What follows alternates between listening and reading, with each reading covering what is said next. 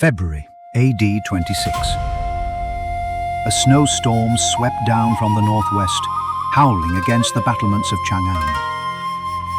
By the Chinese lunar calendar, the first month of the year had not yet ended, and the red eyebrows, who had held the city for less than half a year, were already preparing to leave. Hundreds of thousands of them. Armored soldiers in iron scales stretched in a long column through the bitter wind. Their banners were frozen stiff, unable to unfurl, drooping from their poles like faded rags. War horses snorted plumes of white breath, hooves thudding dully on the frozen ground. Several hundred cavalry clustered around the middle of the column, guarding a royal carriage. Inside sat a young man, wrapped in heavy furs, huddled and bloodless. He was the emperor acclaimed by this army, Liu Penzi. His carriage was drawn not by 4 horses, the imperial standard, but by 3. 3 horses for an imperial conveyance. In any age, this was an utter impropriety. The red eyebrows did not care. Neither did Liu Penzi. Behind them, Chang'an was already empty. Ashes from fires lay heaped in the streets. Doors and windows of the palaces had mostly been torn down for firewood. Now and then a wisp of black smoke rose from some corner where people still lurked, only to be ripped apart by the wind and vanish into the leaden sky. This city, which had held several 100,000 people and stood for 2 centuries as the heart of an empire, was now nothing but walls. The common folk who could flee had fled. Those who could not cowered trembling among the ruins. In less than half a year, the red eyebrows, hundreds of thousands, had devoured everything this great city held: its grain, its goods, its dignity. Now they were leaving, not because their consciences had stirred, but because there was simply nothing left to eat. The column began to move. The vanguard had already passed through the gates, while more streamed out endlessly behind.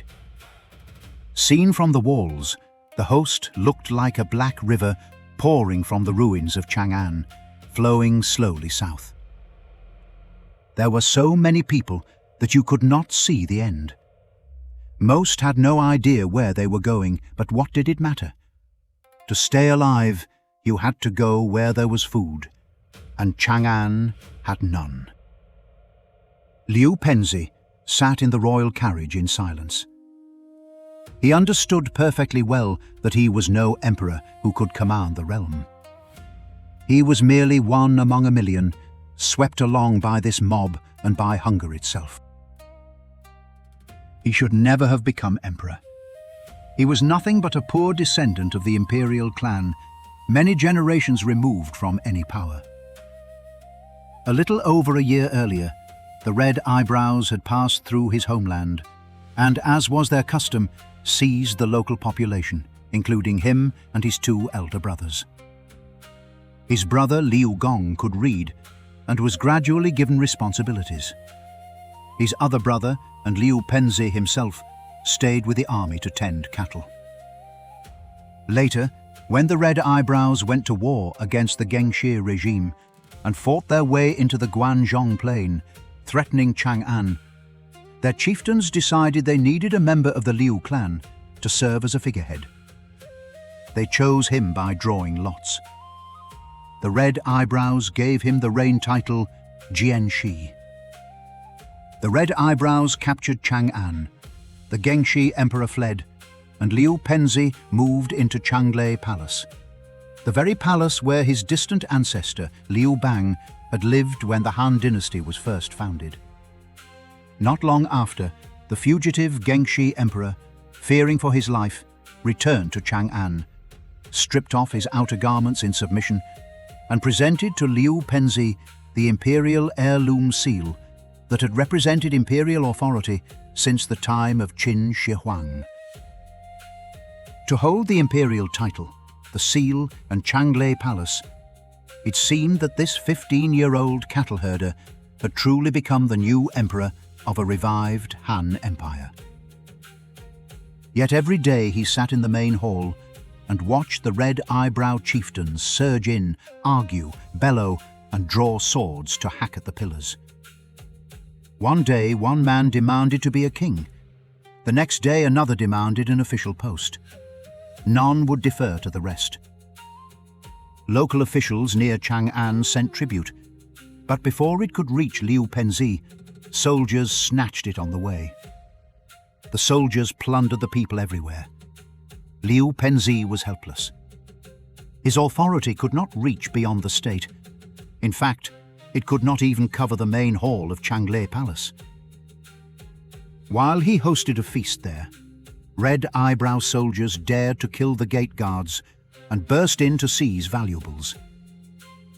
Apart from ordering his personal attendants to hold weapons and preserve some semblance of order, Emperor Liu Penzi could do nothing.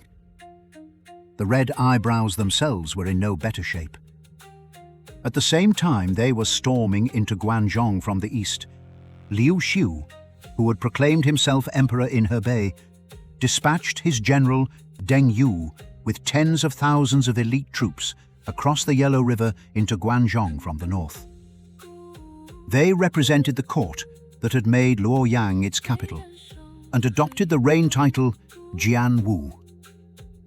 Meanwhile, in Guangzhong and the surrounding Hanzhong region, many remnant forces of the Gengshi regime, including the king of Hanzhong it had enfeoffed, still flew Han banners. So even though the red eyebrows occupied Chang'an, their orders had no effect beyond the city. On this plain, repeatedly torn apart by Wang Mang, the Lu Lin and the red eyebrows, Han was no longer a clear name for a state. It was merely a decoration that everyone wore. In all likelihood, neither the red eyebrows nor the people in Chang'an had ever conceived of any long-term plan. They merely wanted to stay alive. The normal grain supply and the social and economic order had long since collapsed. Food shortage became the overriding emergency in populous Guangzhong. When the Gengshi emperor fled Chang'an, hundreds of palace women were still trapped inside the imperial compound. The gates were locked and food cut off. They dug up plants in the courtyards, caught what fish remained in the ponds, and ate them. The dead were buried within the palace walls. By the time Liu Penzi became emperor, he found he could do nothing for them except give them a meager ration of grain. Later, when he withdrew from Chang'an, all those palace women starved to death inside the palace. If such things happened inside the Forbidden Palace, the horrors among ordinary folk are easy to imagine. Liu Penzi's brother, Liu Gong, knew that the red eyebrows were in utter chaos, and that this path led to certain defeat. At a New Year assembly of the chieftains, Liu Gong spoke first. "You have shown great kindness in raising my younger brother to the throne. But after a year, disorder has only grown. This cannot possibly succeed. Even if we die, it will be in vain. I beg you to let him step down and become a commoner and choose someone more worthy." Liu Penzi removed the jade seal, knelt on the ground and wept. He said he no longer wished to be emperor and implored the red eyebrows only to stop plundering the people. The chieftains were stunned by this sudden scene. They all kowtowed and admitted their faults, saying the blame was theirs. They urged Liu Penzi to remain emperor and thrust the seal back into his hands. He wept and refused to take it, but no one heeded his tears. Afterwards, the chieftains led their forces back to their encampments and imposed some discipline. Word spread quickly among the Chang'an commoners that the new emperor, though young, was wise and had brought the red eyebrows to heel. The people lost their fear and began returning to the city in droves. This calm lasted less than 20 days. The reason was simple. There was no food left in Chang'an. Several 100,000 mouths had eaten the 2-century-old imperial capital down to the bare bones. Hunger is more real than promises. The red eyebrows once again poured out of their camps to plunder. The common folk fled again, and the streets emptied once more. They began loading treasures, setting palaces ablaze, and then the entire army marched out. 2 centuries of accumulated wealth were taken away. Whatever could be carried was carried away. Whatever could not be carried was burned. In material terms, Chang'an was destroyed. After leaving Chang'an, the red eyebrows did not immediately go far. They moved towards the southern hills, then followed the Guanzhong roads, raiding towns along the way. This vast mixed horde of soldiers and civilians stretched out in a continuous train. Chariots, cavalry, infantry, baggage, and conscripted people all jumbled together. It was not an orderly withdrawal. It was a mass of hundreds of thousands spilling outward, the forward elements already in the mountain paths, while the rear guard still scavenged near the city. Any town that lacked stout fortifications was swept up. Grain, livestock, cloth, utensils, and anyone able to march were all swallowed into the host. The red eyebrows did not stop anywhere, nor did they try to govern any commandery. They just kept moving, from south to west, from west to north. Wherever they heard there was grain in the 3 capital districts around Chang'an, they lunged at it, sweeping everything away, drawing everything in, seemingly unstoppable. After the red eyebrows left, the Luoyang Han army, which had long been watching from north of Chang'an, entered the city. Its commander was the 24-year-old Deng Yu, already Grand Tutor, a marquis of 10,000 households and the most trusted general of the Luoyang court. At the same time, the red eyebrows had been pushing into Guanzhong from the west. Deng Yu had led his troops to defeat rivals north of the Yellow River, then crossed into northern Guanzhong, biding his time. Despite commanding elite soldiers, he knew he could not destroy the red eyebrows, who had swollen to a multitude of 1 million. He toured the northern commanderies, gathering grain while watching for an opening. Once the red eyebrows left Chang'an an empty shell, Deng Yu led his Luoyang army into the city. But it was no longer an imperial capital that could accommodate a large force. The palaces had been burned, the markets torched, and the streets were empty of civilized life. The city could not supply the troops with food. Although Deng Yu's army was not large, he could not solve the food problem within Chang'an and had to encamp by the Kunming Pool. The pool lay in the Shanglin Park area, where the Western Han had once trained a navy and regulated the city's water supply. The city itself could no longer support an army. Only by relying on the forests, waters and hills of the Shanglin Park could the troops barely survive. After encamping at Kunming Pool, the 24-year-old Deng Yu demonstrated a political acumen far surpassing that of the red eyebrows. He feasted his officers and men, then chose an auspicious day to enter the ruined Chang'an and pay homage at the Gaozu Shrine. This shrine, dedicated to Han Gaozu, was the root of the Western Han ancestral temples. Although the palaces, markets and arsenals had been ravaged under successive occupation by Wang Mang, Geng Shi and the red eyebrows, part of the temple still stood. Deng Yu entered, collected the spirit tablets of 11 Western Han emperors and sent them to Luoyang. He then toured the imperial tombs and assigned officials and guards to tend them. These acts revealed 2 key points about Deng Yu, or rather about the Luoyang court.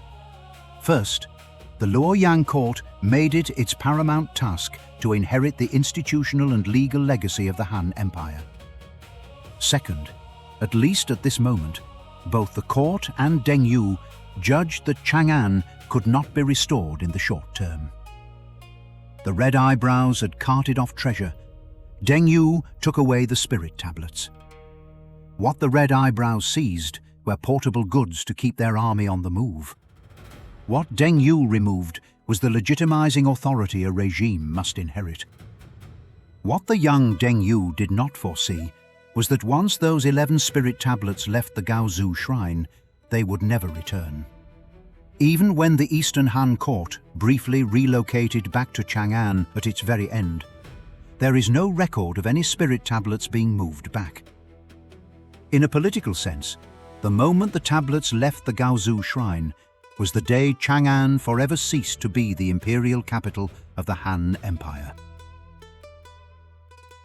While Deng Yu was sending the tablets to Luoyang, the Red Eyebrows continued to burn, kill and plunder across the rest of Guangdong. At last, half a year after leaving Chang'an, seeing that there was no more grain to loot, they reached a consensus: march west and attack the Longyu region. But their westward push met a brick wall at the foot of the Long Mountains. The man holding Longyu, west of the 3 capital districts, was the former imperial secretary of the Gengshe regime. He had since made contact with the Luoyang court and been appointed general-in-chief of the western provinces. He promptly dispatched his commanders and troops to confront the grain-starved Red Eyebrows, exploiting the terrain to defeat them twice in succession. The road west was blocked. With no alternative, the Red Eyebrows pulled back into Guangdong. But having wasted months on the westward march, they now met their greatest enemy: deep winter. As the host moved through the valleys of northern Guangdong, heavy snow began to fall. The grey skies seemed to split open, pouring snow into every gully and ravine. Hollows and valleys filled up. The roads vanished completely. Soldiers in thin clothing trudged through knee-deep snow, and men froze to death one after another. The living walked past the stiff corpses.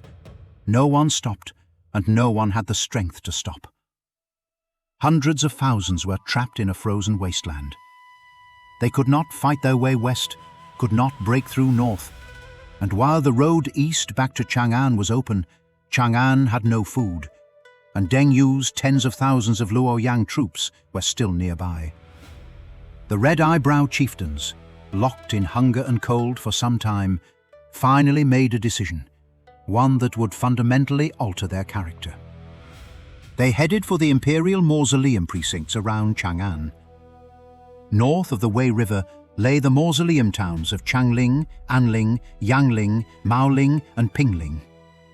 Southeast of Chang'an was Duling, and in the Bailu Yuan area was Baling. Beside each imperial tomb stood a mausoleum town with a dense population.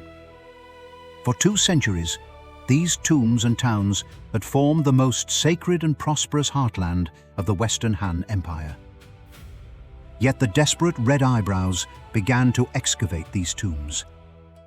Underground chambers were cut open one after another. Gold, jade and treasures accumulated over 2 centuries were carried out in basket after basket. Grave mounds were dug up, tomb passages were tunneled through, coffins were pried open. In one of the tombs lay the first empress of the Han Empire, Empress Lü. According to historical sources, her body had been interred in a jade burial suit, and the sealed protection had preserved her remains intact across 100 years, her features still lifelike. The Red Eyebrows not only took the treasures at her side, but also violated her corpse. Although this seems almost impossible from a scientific standpoint, the official history, the Book of the Later Han, records it in unambiguous terms.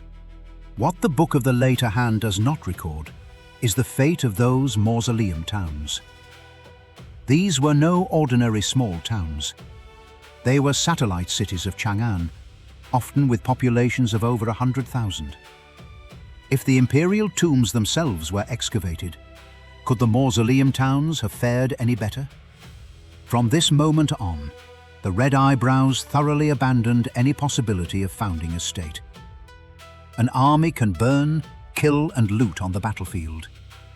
It can let its soldiers run amok after taking a city. Such things are not uncommon in times of chaos.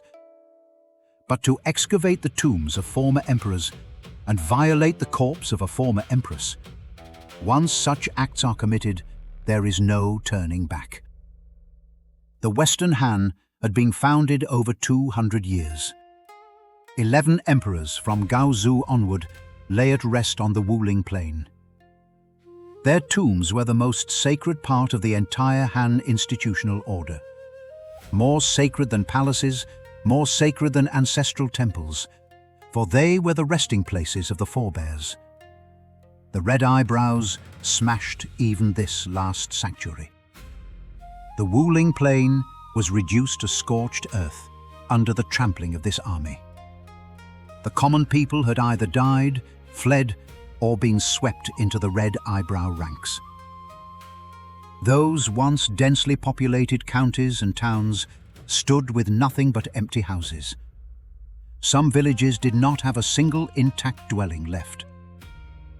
Wherever the red eyebrows passed, they left behind a deathly silence. And they themselves were dying. The heavy snow froze tens of thousands of soldiers to death. Hunger gnawed at the army with every passing day, every moment. The treasures looted from the tombs could not be eaten. Those gold and jade objects could buy no grain, because in the Guanzhong that the red eyebrows had scoured, no household still had surplus grain to trade.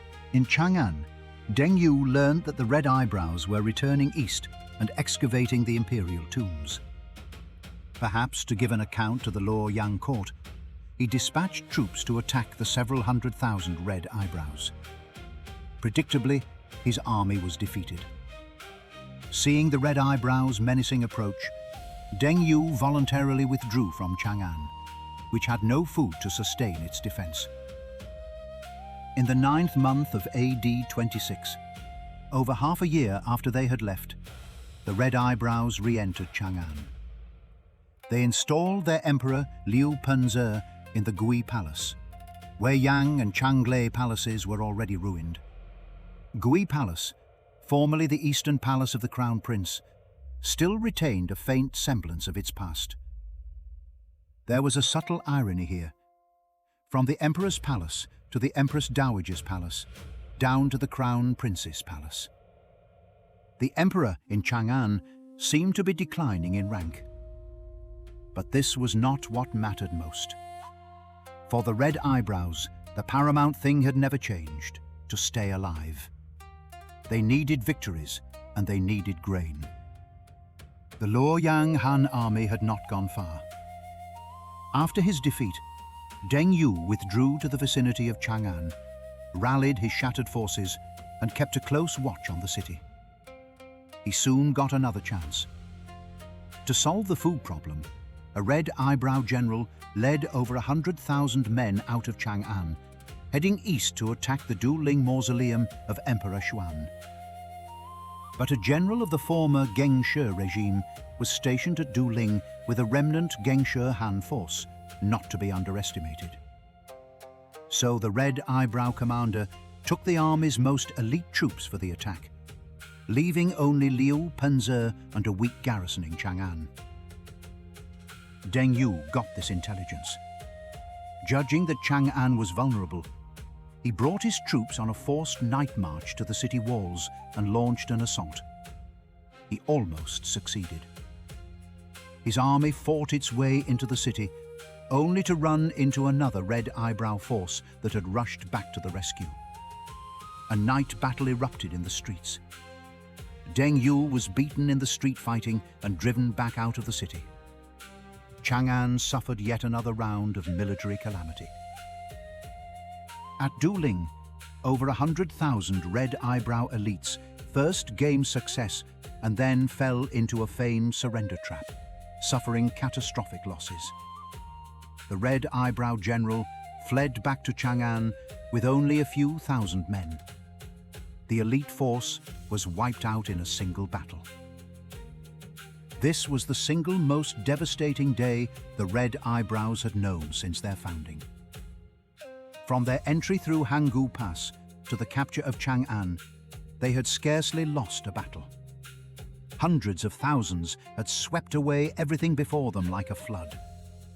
Now, a dueling, a feigned surrender had cost them over 100,000 dead.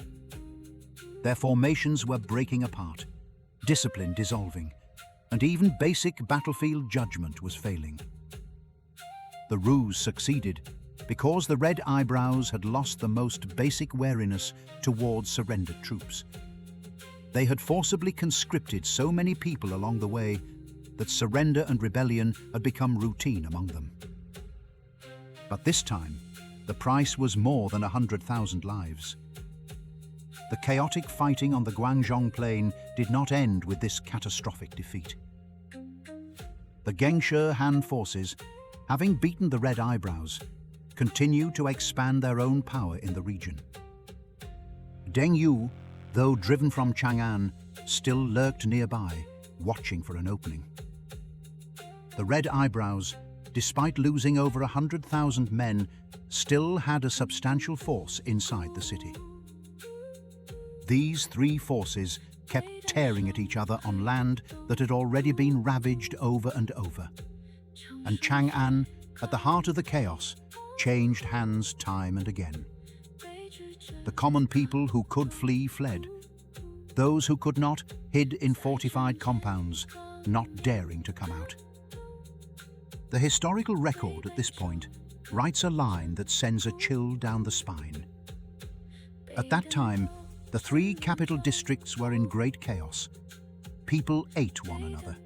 Cities and towns were empty. White bones covered the wilderness.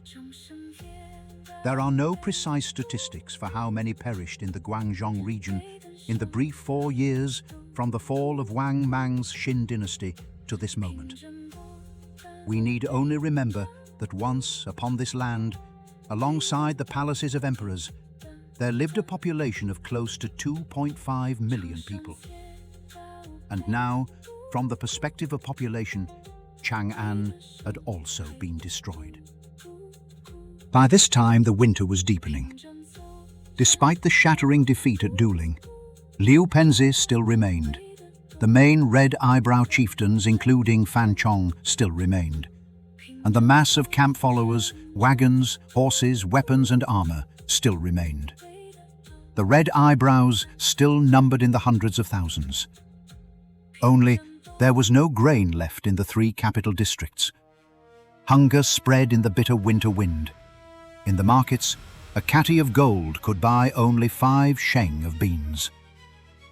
At the very end of the year, the Red Eyebrows finally resolved to leave Guangzhong. This time they decided not to go west, but to march east through Changle Pass and return to the Guangdong region. At last, this army of predators that had risen in rebellion in Guangdong because of hunger was now driven by hunger to return there. But by now, Guangdong was no longer the land they had left. The Red Eyebrows were not the only ones without food. Historical records say that Deng Yu's Liu Han army was subsisting on wild greens and fruit. The Liu court, aware of the Red Eyebrows' movements, made a major strategic deployment. 2 large armies were sent to block their paths east and south, while another senior general was dispatched with reinforcements into Guangzhong to replace Deng Yu and form the first line of defense. A net was gradually closing around the Red Eyebrows as they headed east. As for the 24-year-old Grand Tutor Deng Yu, the order from the Liu court was unequivocal. He was to withdraw his remaining forces from Guangzhong. Under no circumstances contend with a desperate foe. The Red Eyebrows have no grain, they will naturally come east. We shall meet their hunger with full bellies, and their weariness with rest. Liu Yang's plan was, beyond doubt, well conceived and successful. The more than 200,000 Red Eyebrows who charged out of Chang'an could not even break through the first line of defense. They confronted it for over 2 months, fought a dozen or so engagements, lost more than 5,000 men, and could not advance a step. Although 5,000 was not a huge number, the strategic dead end was obvious. Yet at this critical moment, Deng Yu committed a grave blunder. Perhaps out of pride or unwillingness to admit defeat, in the spring of the third month of AD 27, after having just pulled back to the eastern defense line, Deng Yu demanded that the general holding the first line, who had stubbornly defended it for 2 months, join him in an active attack on the Red Eyebrows. The defending general urged him not to rush, but Deng Yu would not listen. He led his forces in a sortie and fought the Red Eyebrows the whole day. The Red Eyebrows pretended they could no longer hold, abandoned their baggage wagons and fell back. The wagons appeared to be laden with beans and grain, but in fact they were filled with earth, with only a layer of beans on top. Deng Yu's starving troops, at the sight of the wagons, scrambled for the food, and their formations immediately fell into chaos. Suddenly the Red Eyebrows wheeled around and attacked. Deng Yu's army was routed. Seeing the dire situation, the general of the first defense line had to abandon his positions and come to the rescue. But the Red Eyebrows' momentum was enormous, and they smashed the relief force as well. Deng Yu fled with only 24 horsemen. The first line of defense collapsed completely. On their journey east, having lost Chang'an, lost their grain sources, and lost any popular support, the Red Eyebrows had still not lost their combat effectiveness. This was the ultimate manifestation of a cornered beast struggle. As the defense line was breached, in the crisis, the general of the first line abandoned his horse, went on foot, and with a handful of trusted men escaped death and returned to camp. Back in camp, he strengthened the fortifications again, rallied the scattered survivors, and gathered tens of thousands of men. Then he carefully laid an ambush. He first had picked soldiers, put on the same colored clothing as the Red Eyebrows, and hide along the road. The next morning, the Red Eyebrows sent 10,000 men to attack. The Liu Han troops feigned retreat. Seeing the Liu force appearing weak, the Red Eyebrows committed their entire host and pressed forward, entering the ambush zone. Only then did the Liu Han army commit its main strength to a decisive battle. They fought till the sun slanted west. As the Red Eyebrows' vigor began to flag, the Han soldiers lying in ambush beside the road suddenly surged out. With clothes indistinguishable and dust swirling everywhere, the Red Eyebrows could not tell friend from foe. Panic spread through their ranks, and at last they were routed. The Liu Han army pursued, capturing and forcing the surrender of 80,000 Red Eyebrows. Though this battle was won, the first line of defense existed in name only. The Red Eyebrows still had over 100,000 troops. They bypassed the line to the south and continued forward. They were no longer the great host at the peak of its chariots, armor, and numbers, purportedly 1 million strong, that had seized Chang'an. Yet neither were they a scattered remnant, wiped out in a single battle. Their weapons and armor remained, and the imperial heirloom seal and its cord remained. But what the Red Eyebrows did not know was that the 2 months and more they had wasted at the first defense line had allowed the Liu Han forces to complete every necessary strategic maneuver. When the Red Eyebrows neared Yiyang, they were suddenly confronted with a sight that brought despair. Before them and on both flanks, the bright red banners of the Liu Han army stretched like a vast sea. The Han troops stood in perfect battle array, their ranks immaculate, their banners stretching unbroken. From a distance, one could see heavily armored soldiers with dagger axes drawn up in formation, and swift cavalry galloping to and fro. The Red Eyebrows were seized with panic. For months, they had grown accustomed to empty cities, ruined ramparts, frozen valleys, burned palaces, desecrated tombs, and the stockades of starving folk. accustomed to defeating Deng Yu and accustomed to pushing forward amidst chaos. But this time, who was the awesome presence before them? Word soon became clear. Straggling the path ahead, commanding 6 great armies in an iron encirclement on all sides, was none other than the emperor of the Liuyang court, Liu Xiu himself. There was no need for further battle. The grain-starved, exhausted red eyebrows were absolutely no match for this picked force. As the red-eyebrow chieftains and Liu Penzi stood at a loss, Liu Penzi's brother Liu Gong once again stepped forward. He directly urged Fan Chong and the others to surrender. Surrender. Yes, that might be the only way out. But in the red eyebrow's own eyes, did they even have the standing to surrender? They had destroyed the Gengshi regime to which they had once submitted, and killed Emperor Gengshi, Liu Xuan, an absolute act of disloyalty. They had set up their own emperor, which in the eyes of the Liuyang court, with its claim to legitimacy, would surely be a grave crime. They had ruined Chang'an, lost the hearts of the people, behaved with utter brutality. And more critically, they had plundered every single Han imperial tomb, an atrocity no Han son of heaven could possibly let pass. In the face of the ancestors, this was a debt of iniquity more hopeless than a blood feud. Yet it was still the only hope. After much debate, the red eyebrows decided to send Liu Gong to the Liuyang Han army's main camp. After all, Liu Gong was, at any rate, a member of the Han imperial clan. But Liu Gong himself had not the slightest confidence. Although he had briefly served as a palace attendant to Emperor Gengshi, by the time he and the red eyebrows had submitted to Gengshi, Liu Xiu had already been dispatched to Hebei, so the two had never met. All he knew of Liu Xiu's character, ability, achievements and faults was hearsay. With such apprehensions, Liu Gong entered the Liuyang Han army's camp, prostrated himself on the ground, and waited until he heard a clear, resonant voice telling him to rise and speak. He looked up and saw a young man just 31 years old, tall of stature, with a full forehead, thick brows over large eyes, and a high-bridged nose.